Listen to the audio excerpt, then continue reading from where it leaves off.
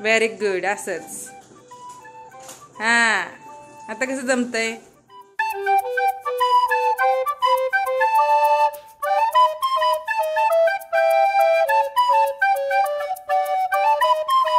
नमस्कार मंडळी, मी प्रियांका आणि ही तुमची लाडकी वीणा आणि माझ्या चॅनलवर तुम्हा सर्वांचं अगदी मनापासून स्वागत. तर आज आहे शनिवार आणि शनिवारची विनुलीला असते सुट्टी, पण आज सुट्टी आहे का? नाही. आज काय आहे?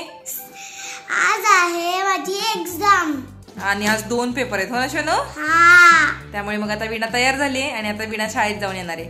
पण तत्पूर्वी आज सकाळी उठल्या उठल्या एक खूप छान गोष्ट बघायला मिळाली आहे, तुम्हाला दाखवते मी.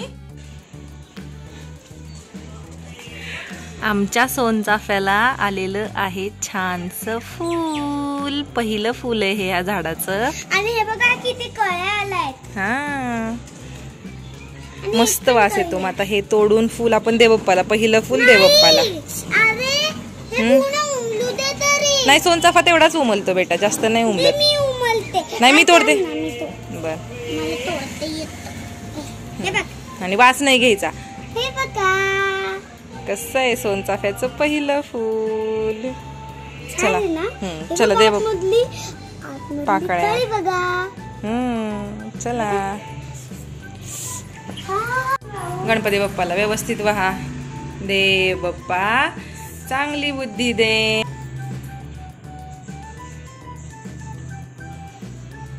तर सोनचाफ्याचा खूप छान वास येतो. मला पर्सनली खूप आवडतो, म्हणून हे झाड आम्ही आणलेलं आणि लावलेलं. आणि पहिलं फूल त्याचं आलंय. जवळपास 6 महिने झाले झाड आणून, आणि 6 महिन्यानंतर त्याची काळजी घेत घेत, जसं मी तुम्हाला मध्ये पण एकदा दाखवलं की त्याला कीड जरा पडलेली होती, मग त्यातून काळजी घेत घेत आज पहिल्यांदा त्याला फूल लागलेलं आहे. सकाळी उठल्या उठल्या पाहिलं, खूप आनंद झाला की फूल आलंय असं.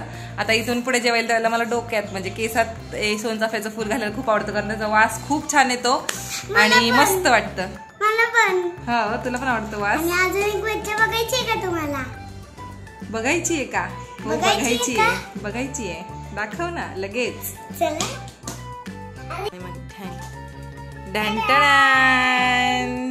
चला करा. वीणा आज करते स्केटिंग. आज स्केटिंगचा मूड आलाय किती दिवसांनंतर. चला मग करा. हो ना, हळूहळू करायचं, धडपडायचं नाही, फक्त पूर्ण करायचं, लगेच नाही विचारायचं. 3 राऊंड झाल्यानंतर मग आई सांगणार. व्हेरी गुड, जमतंय. फक्त पाय जास्त लांब नाही करायचे आणि बॅलन्स. जास्त पाय हलवले की बॅलन्स लवकर होत नाही. पाय कमी हलवायचे, ठीक आहे? जास्तीत जास्त पुश किती करता येईल ते बघायचं. व्हेरी गुड, बस झालं. आता आल्यावर शाळेतून, ठीक आहे? फ्रेंड्सना विचार, कसं वाटलं माझं स्केटिंग? कसं वाटलं माझं स्केटिंग? आणि आता झालेली आहे माझी क्लासला जाण्याची वेळ. कशाचा क्लास? तर इथे आहे हा माझा तबला, नोटबुक. मी स्वतः तबल्याचा क्लास लावलेला आहे, स्वतः घेतलेला आहे तबला आणि नोटबुक. आणि हे पार्सल सुद्धा घेतलंय सोबत, कारण याला कुठे ठेवून जायचं, हो की नाही?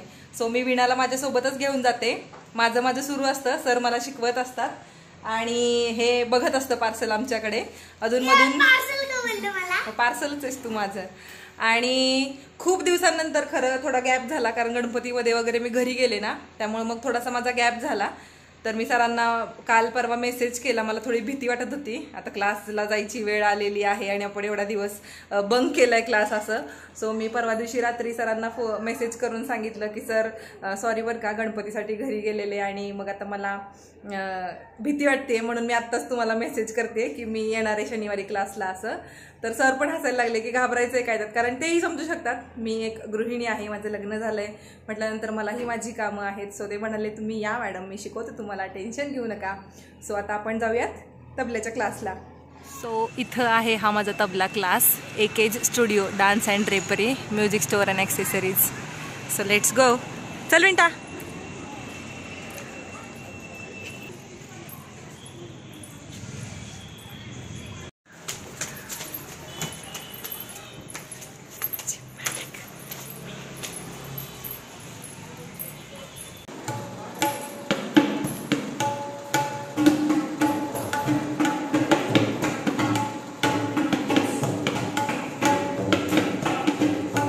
तर मंडळी, या गेल्या जून महिन्यात ज्या वेळेला माझा वाढदिवस झाला त्यावेळेला मी हे स्वतःलाच गिफ्ट दिलेलं आहे. मी तबला क्लास जॉईन केलेला आहे.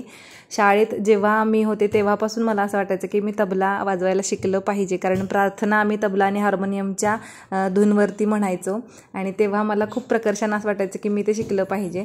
तेव्हा काही ते शक्य नाही झालं, पण यावर्षी ज्यावेळेला मी 29 पूर्ण करून 30व्या वयात पदार्पण केलं त्यावेळेला मला असं वाटलं की आत्ता नाही मी माझी इच्छा पूर्ण करणार तर कधी करणार, म्हणून मी तबला क्लास जॉईन केला.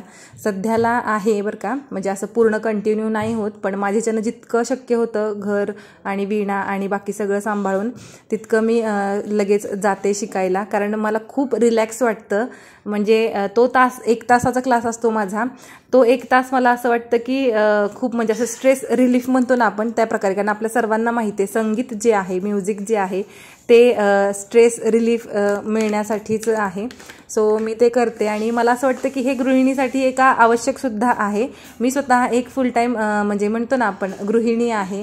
24/7 मी घरातल्या कामासाठी तत्पर असते आणि ज्या वेळेला एका गृहिणीचं तिचं घरच हे विश्व बनलेलं असतं त्यावेळेला ती त्या घराबद्दलच सतत बोलत असते, जे काही तिचं काम आहे त्याबद्दलच ती बोलत असते. पण इतरांना मात्र असं वाटत असतं की ही काय तेच बोलते, तीच कटकट करते, तिच्याकडे दुसरा कोणता विषयच नसतो आणि असं म्हणून तिच्याकडे दुर्लक्षसुद्धा केलं जातं तिच्या बोलण्याकडे आणि मग मात्र तिला खूपच वाईट वाटतं आणि हे माझ्याही बाबतीत झालेलं आहे. सो मी असं विचार केला की थोडंसं स्वतःलाही मला वेळ दिलाच पाहिजे. घरकाम माझी प्रायोरिटी आहेच, पण माझंही हे एक वेगळं अस्तित्व आहेच ना, मग त्याला मला स्वतःला आनंदी ठेवण्यासाठी मी काय करू शकते. सो मग ही माझी जी आवड होती किंवा माझी अपूर्ण इच्छा होती ते म्हटलं आपण पूर्ण करून घेऊ आणि नक्कीच कोणतीही कला ही आनंद देतेच. सो मला यातून खरंच खूप आनंद मिळतो आणि म्हणून मी क्लास लावलेला आहे आणि सध्याला थोडीशी होती ओढाताण, पण ज्यावेळेला तुम्हाला आवड असते त्यावेळेला तुमच्याकडे सवड निघते असं म्हणतात. सो मलाही सगळं मॅनेज म्हणजे करायला भागच आहे असं आहे, मी करू शकते सगळं मॅनेज. सो मी लावलेला आहे माझा हा class.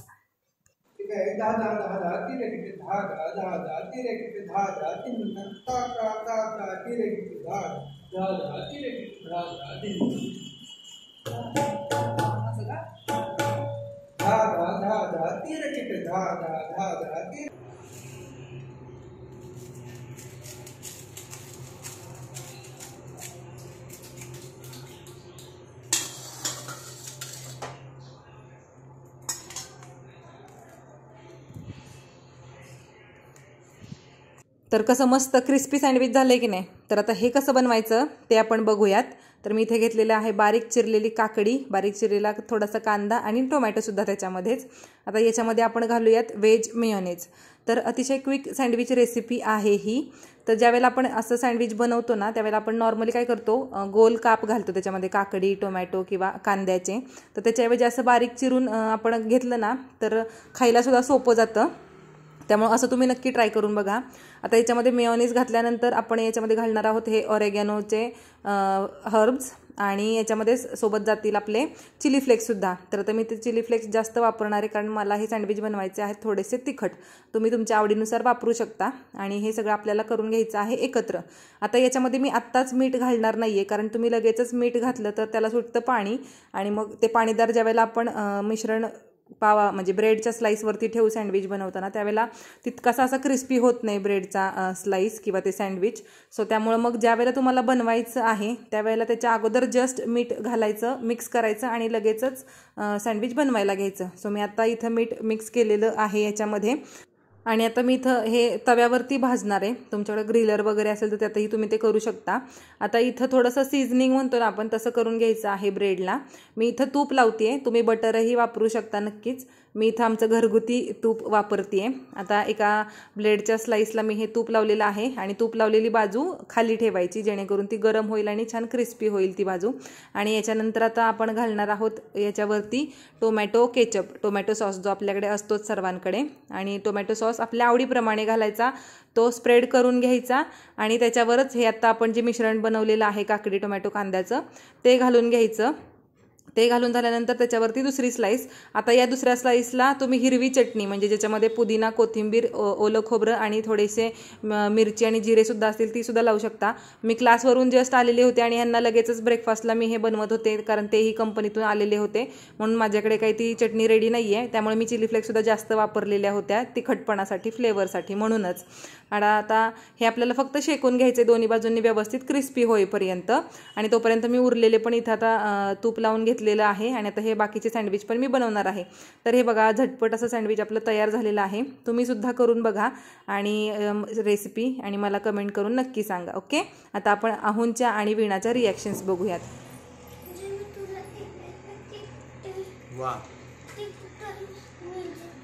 Show your happy face. Enjoy the sandwich. Veena, do you want sandwich? Awesome. मस्त बनले सँडविच.